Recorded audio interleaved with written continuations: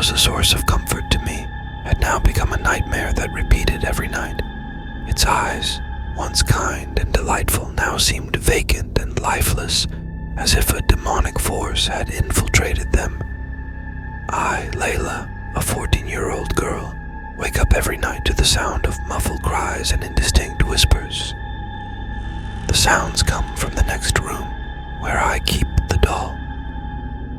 At first, I thought I might be imagining things, but when the sounds repeated every night, I realized it wasn't just my imagination.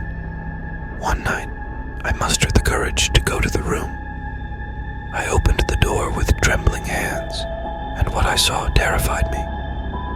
The doll, which had always been motionless on its chair, was now standing on its feet, staring at me. Its lips moved slightly, as if it was whispering something. As I got closer, the whispering became clearer. "Layla, come play with us," a voice that came from the doll, thin and raspy. From that night on, stranger things happened every night. Objects in my room would suddenly move, and sometimes I felt an invisible gaze following me. Fear and terror had taken hold of me, and I didn't know where to seek refuge. Nights no longer held any meaning for me. The darkness of my room, once a place of solace, had now become a prison, where the doll's wails, like chains, bound me to my bed. Each night, with every wail, I felt my soul being torn away from me a little more. One night, under the full moon's light streaming through the window, the doll suddenly moved. It didn't just move, it walked. Its tiny feet tapped against the wooden floor, sounding like war drums in my ears.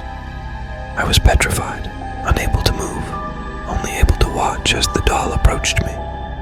"Layla, it's time to play," its voice, now full of power and anger, declared. "You must play because you are part of the game." And with each word it spoke, the room filled with dark shadows that seeped out of the walls and moved towards me. I screamed, but my voice was lost amidst the demonic murmurs. The doll drew closer, and I could now smell burning, the scent rising from its wooden body. Its eyes, now glowing like hot coals, transfixed me. "You must accept, Layla. You must accept that the game never ends. You must accept that this is just the beginning." And with those words, the doll vanished. But I knew it was still there, somewhere in the darkness, waiting for the next night, waiting for the next game. Days merged into nights, and I, Layla, remained trapped in this old, dark house, still entangled in the sinister games of the doll that my grandmother had given me. The doll, once a source of comfort, had now become a symbol of fear and terror. Each night it began a new game, each more terrifying than the last. On the third night, when everything seemed quiet and still, I heard a sound. It was a sound that came from deep within the house, like the whisper of the wind on stormy nights. I rose from my bed and followed the sound. With each step it grew louder and clearer. "Layla, come and play." The voice I heard was not that of the doll, but another, emanating from the walls. I reached the room where the doll was kept. I opened the door and saw that the doll was gone. The room was empty except for an old journal lying on the floor, a journal I had never seen before. I approached and picked it up. Its pages were filled with writings in an indecipherable language. As I flipped through the pages, suddenly I heard a voice coming from the journal. "Layla, you are part of the story." Suddenly, I felt a cold hand on my shoulder. I turned around and saw the doll standing behind me, its eyes now filled with flaming fires. "Layla, you must write. You must continue the story." The doll's voice echoed not just in my ears, but also in my mind. I turned back to the journal and began to write. With each word, the room became brighter, and the dark shadows slowly disappeared.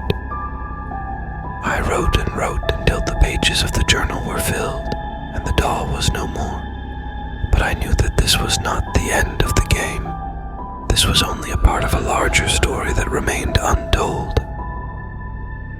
Days upon days had passed, and I, Layla, remained caught in the web of horror spun by the doll.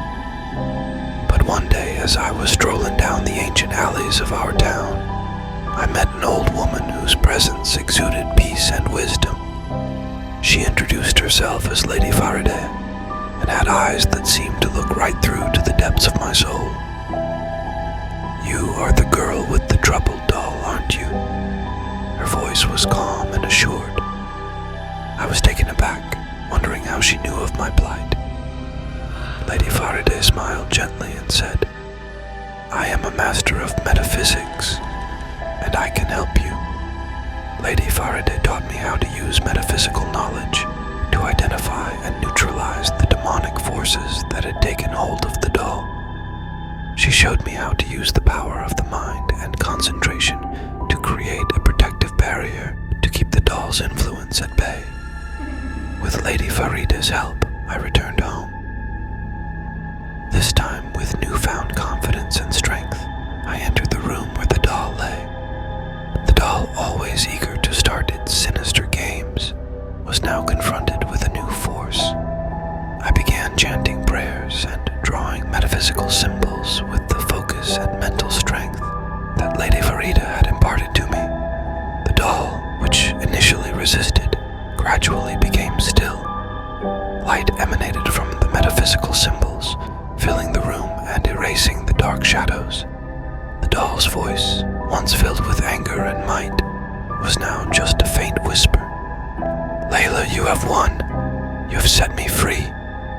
And with those words, the doll disintegrated into ash, which the wind swept away. The room, now filled with light and serenity, no longer had a place for fear and dread. I, Layla, with the aid of Lady Faridah and her metaphysical teachings, had managed to free the doll from the demonic forces and bring peace back into my life. My story, which had begun with fear and terror, had now ended with triumph